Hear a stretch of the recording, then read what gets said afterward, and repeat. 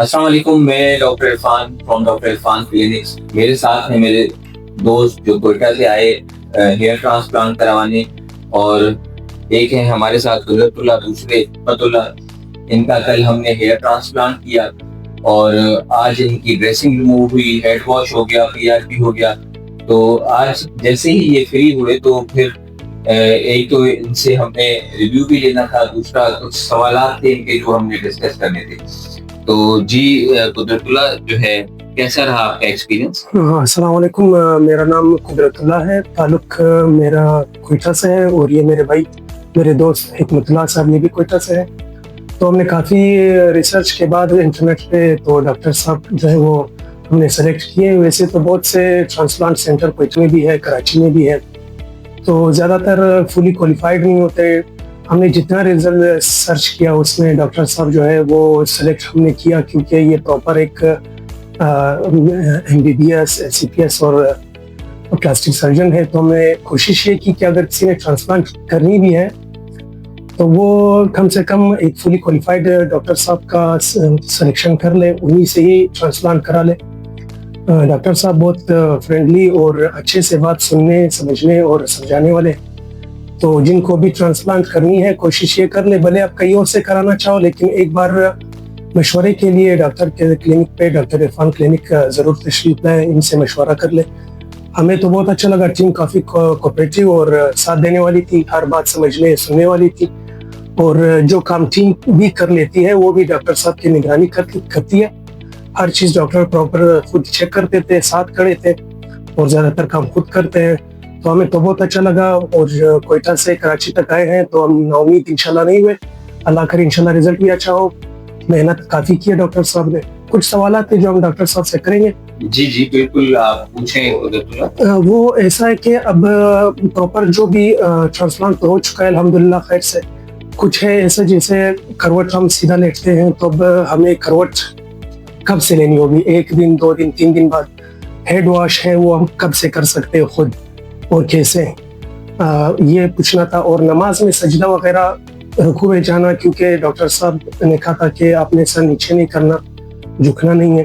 तो ये कुछ चीजें थी जो डॉक्टर साहब से हमने पूछनी थी। जी कुदरतुल्लाह, ये वो इतने बेसिक क्वेश्चंस हैं जो हमसे और भी काफी हमारे जो व्यूअर्स हैं वो पूछते हैं।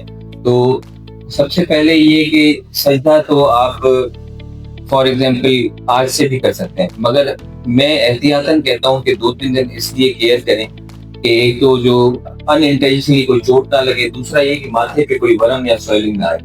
बाकी तो सजदे की तो नमाज में कोई भी ममानियत हमारी तरफ से नहीं होती। ठीक है, एक एहतियात बता देते हैं कि बस अगर एहतियात से करें तो फिर कोई प्रॉब्लम भी नहीं होती। करवट लेने का भी इसी तरह से होता है कि फॉर एग्जाम्पल आज अगर आपका हेड वॉश हो गया, ड्रेसिंग खुल गई, तो आज से ही आप हाथ रख के साइड वाइज करवट पे लेट सकते हैं।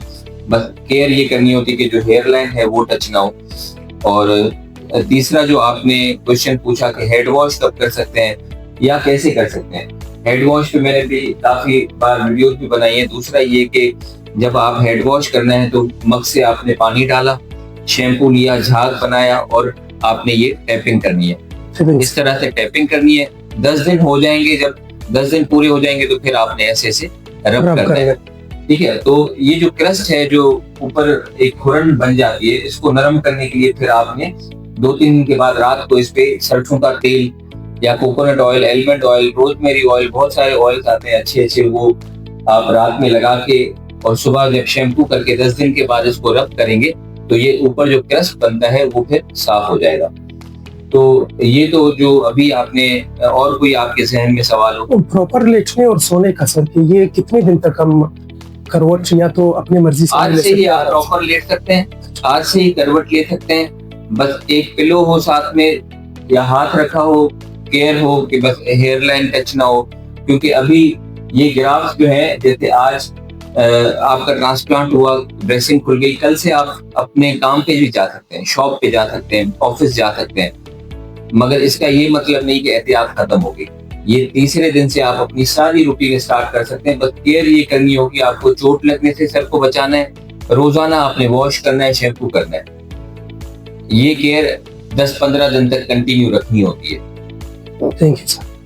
मेहनत तो टीम ने और आपने काफी सारी की है सर, बस उम्मीद है इंशाल्लाह रिजल्ट भी अच्छा आएगा और हम आगे भी आएंगे अपना रिजल्ट शेयर करने डॉक्टर साहब के पास। जी जी, अब जो रिजल्ट की बात हुई तो पहले जैसे आज आपका ट्रांसप्लांट हुआ, अब ये बाल 1-1.5 महीने में सब झड़ जाएंगे, सब गिर जाते हैं, रूट्स अंदर स्किन में रह जाती हैं, ऊपर का बाल शेड ऑफ हो जाता है। फिर तीसरे महीने से या तीसरे महीने के आखिर से ये बाल ग्रोथ आहिस्ता आहिस्ता निकलना स्टार्ट होंगे और बहुत स्लो ग्रोथ होती है।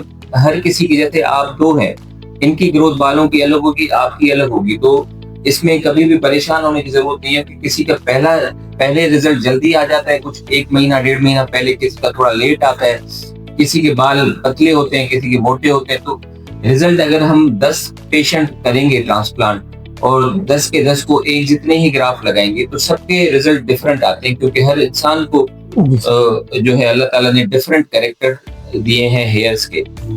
ठीक है ना? Thank you.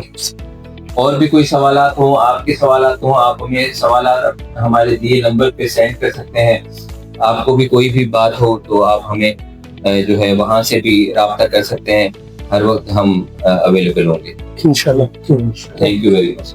अगर आपको ट्रांसप्लांट करवाना हो या कोई ट्रीटमेंट करवाना हो मुझसे तो आप मुझे विजिट कर सकते हैं। डॉक्टर इरफान पीर, मेन शहीद मिलत रोड, बहादराबाद, बिल्कुल सामने है, opposite to Al Khaleej tower and Medicare hospital. Thank you.